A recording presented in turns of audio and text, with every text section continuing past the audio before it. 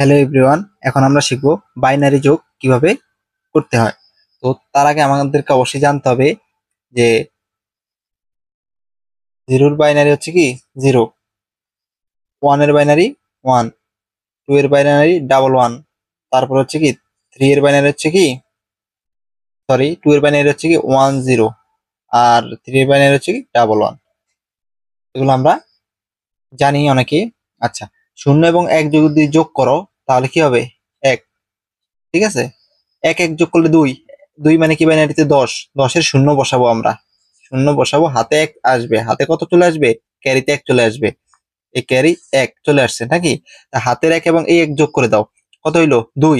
বাইনারিতে দুই মানে হচ্ছে কি দশ, দশের আবার শূন্য, হাতে আছে কত? এই এক, হাতের এক এবং এই এক যোগ করে দাও, দুই, দুই মানে দশ, দশের শূন্য, আমরা শূন্যটা বসাবো, হাতে আছে কত?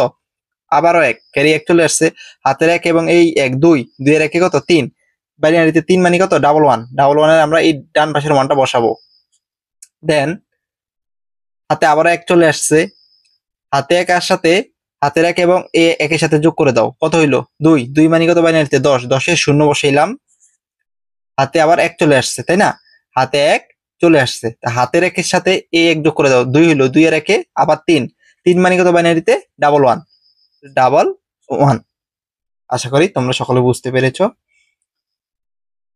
এভাবে আমরা বাইনারি যোগগুলো করে থাকি।